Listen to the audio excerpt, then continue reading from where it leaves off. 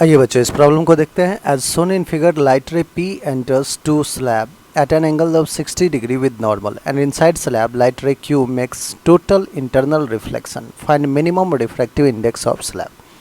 बच्चों angle of incidence 60 degree दे रखा है, आई की वैल्यू 60, ये हमें एंगल नहीं पता, ठीक है।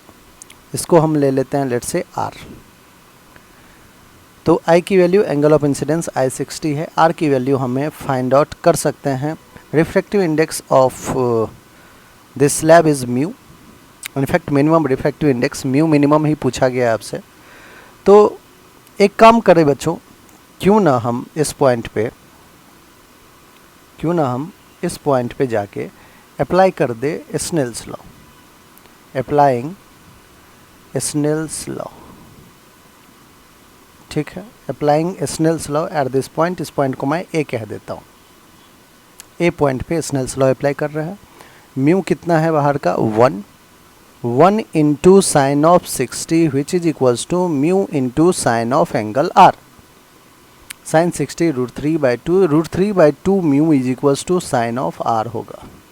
एक इक्वेशन यहाँ से पता चल चुका है।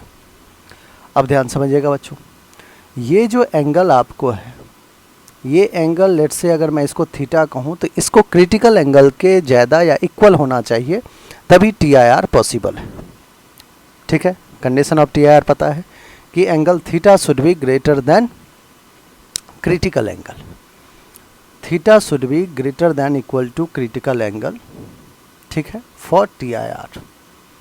ये तो कहानी सुन रखा है आपने।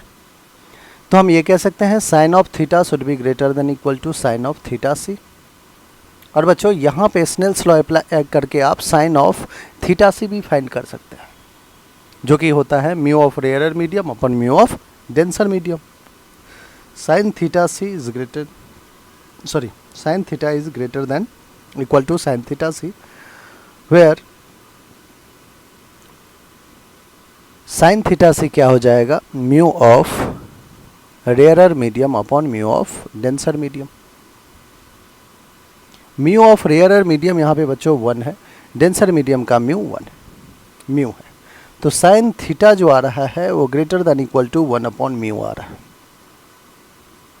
अब बच्चों थीटा और आर के बीच में अगर एक रिलेशन हम फाइंड आउट कर पाए तो हमारा काम बन जाएगा, है ना। हमें म्यू की वैल्यू पता चल जाएगी। तो एक एक्सप्रेशन तो आपका यहाँ पे, इसको मैं सेकेंड लिख देता हूँ।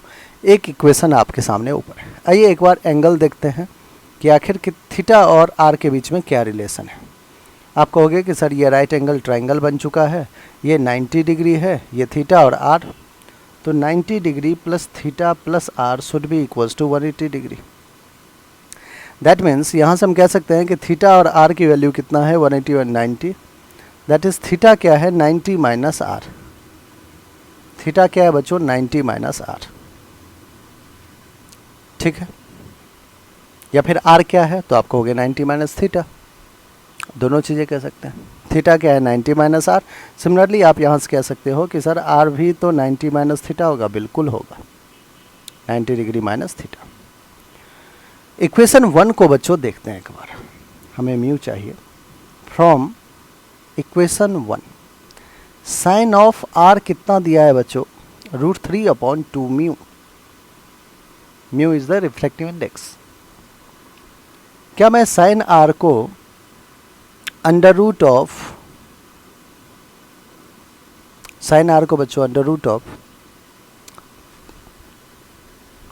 एक मिनट एक काम पहले कर लेते हैं फिर करेंगे।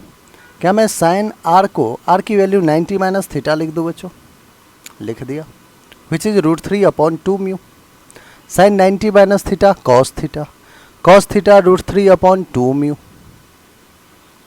बच्चों क्या मैं कॉस थीटा को under root of 1 minus sine square theta लिख सकता हूँ, बिल्कुल लिख सकते हैं। आपको पता है identity, sine square theta plus cos square theta is equals to 1। तो cos square theta is 1 minus sine square theta, cos theta will be under root of 1 minus sine square theta. वही यूज़ किया हो बच्चों, मैं cos theta को 1 minus sine square theta के under root लिख दिया हूँ, विच इज √3/2 म्यू। बच्चों मैं कहता हूँ स्क्वायर कर दो दोनों साइड, तो 1 minus sine square theta is equal to √3 का स्क्वायर 3, 2 का स्क्वायर 4, म्यू का square mu square. 1 minus sine square theta. बच्चों यहाँ पे साइन थीटा की वैल्यू कितना है 1 बाई म्यू, तो साइन स्क्वायर थीटा क्या हो जाएगा 1 का स्क्वायर 1, म्यू का स्क्वायर म्यू स्क्वायर, ठीक है, which is equals to 3/4 mu square. Solve कीजिए तो 1 को इधर रखते हैं, इधर हो जाएगा 3/4 म्यू स्क्वायर प्लस का 1/म्यू स्क्वायर। 4 1 का LCM 4 mu square, 3 plus 4 that is 7/4 mu square, और 1 is equals to 7/4 mu square. 4 mu square क्या हो जाएगा बच्चों 7, तो म्यू स्क्वायर क्या हो जाएगा 7/4। हमें रिफ्रैक्टिव इंडेक्स चाहिए दैट इज़ म्यू चाहिए, तो √7/4। 4 तो बाहर निकल आया 2 बन के, √7/2 1.32 आ जाएगा बच्चों। कितना आ जाएगा 1.32। 1.32 हमारा कौन सा ऑप्शन है बच्चों, तो ऑप्शन नंबर 3, और यही हमारा क्या है बिल्कुल करेक्ट आंसर है। आई होप बच्चों हर एक स्टेप आपको अच्छे से समझ में आया हो। प्रॉब्लम को अच्छे से सॉल्व करना है बच्चों, TIR का एक अच्छा प्रॉब्लम था ये, ठीक है।